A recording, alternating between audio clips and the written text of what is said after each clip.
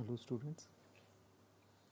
Thomas Gray's poem The Elegy written in country churchyard was begun in 1742 and was finished in 1750.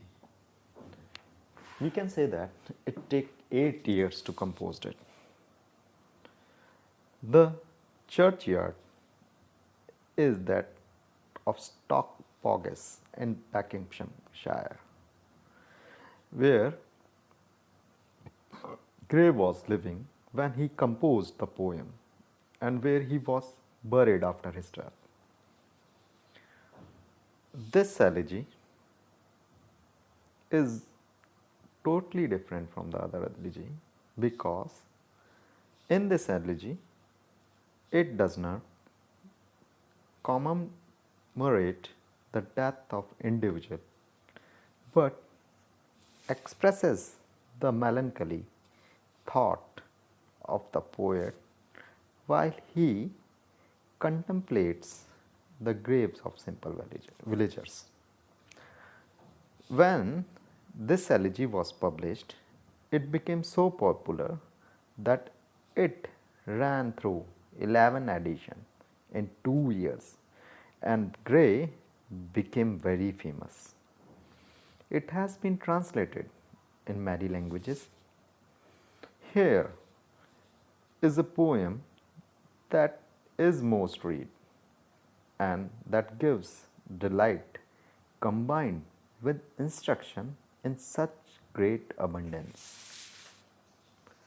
To quote this poem, Dr. Johnson said, abounds with image which find a mirror in every mind and with sentiments to which every bosom must return an echo. This is the praise given by Dr. Johnson, who did not like Gray owning to his own prejudice. The elegy shows Gray at his best and is perhaps the most famous single poem in the English language. In both his choice of theme and in style, Gray conforms to tradition, using the form of orthodox elegy leading up to the style final epitaph and closing on the note of hope. This elegy is popular not because of any originality of idea but because of harmonious balance of all the elements that create a final political effect. The Gray said that the language of the age is never the language of the poetry. As a result, his choice of dictions, words, and phrase is figurative. He was one of the poets against whom Wordsworth reacted. The elegy also abounds in personified abstraction such as ambitions, grandeur, honor, knowledge, memory, flattery. The poem is written in the cross rhyme iambic parameters, which we can say 4-line stanzas, rhyming as ABAB. Each line contains 10 syllables or 5 iambic feet. Grayson and Smith write the elegy deserve its fame. The thought of death, the leveler is in a common place, no doubt, but it is one of those common places that never grow old. A tender heart beats under the stiff brocade of the style. The stately arguments moves steadily on the form, lonely, hushed opening to the wistful close. One, the parting soul relies, the close, we call it. For here the real elegy ends. The lines that follows about the poet, own imagined, fate are fanciful by comparison. The poem begins with the day is drawing to its close. Cattle are slowly moving homewards with their tired farmer. They leave the poet in the churchyard, in the grounding darkness. A deep calm settles in the atmosphere.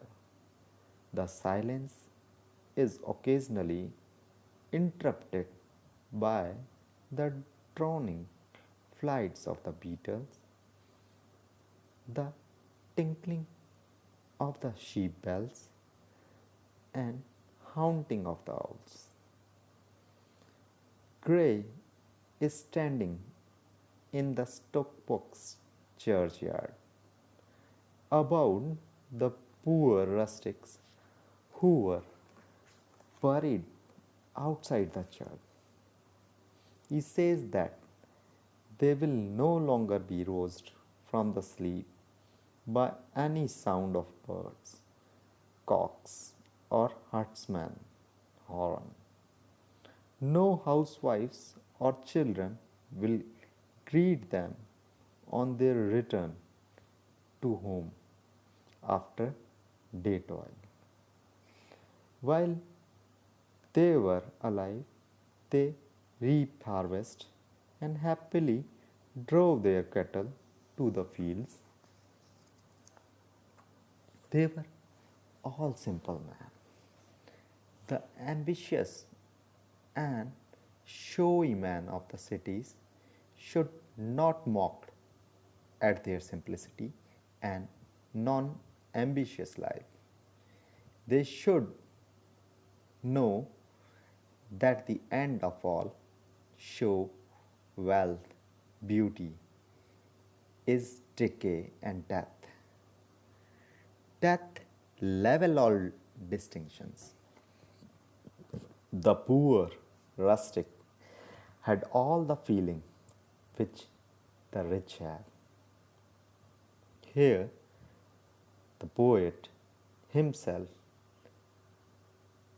personified death as a great grand leveler. The poet addresses the wealthy man that they should not make fun of the poor who are lying in the simple graves. Flattery and show cannot affect them in the death. Some of the poor rustic might have had poetic and kingly talents, which they could not develop and show due to their poverty. But the poverty checked them also from committing certain crimes as gaining power through bloodshed. They loved to lead a life in calm and quiet, solitary place, away from the strife of the city life. Though on the graves of the rustic no trophies are raised, yet some frail memorials were with imperfect verse, composed and written by illiterate poet, show that they also have a long that their names should not be forgotten after the death. as the rich also desire. They want to remember after the death by their friends and relations. Some country poet like him may say something about the poet that the writer of these lines could get no honor in life. He was often seen wandering at the early dawn on the upland lawn to reach the churchyard. He used to stretch out his body at full length at the foot of a beech tree and look towards the soft murmuring brook. He was seen sometimes smiling, sometimes sad and pale. But one morning he was not found on the hill on which he usually found. Next morning also he was not seen beside the brook. On the third morning his dead body was seen being carried in a funeral procession through the path leading to the church. His tombstone lying near the contained on the epitaph. The poet lived in obscurity. He had a melancholy disposition. He was favored by the goddess of learning. He had a sincere and liberal soul and gained a great friend in God Himself. Nobody should examine his merits and demerits further. He has offered his faults and virtues to the God.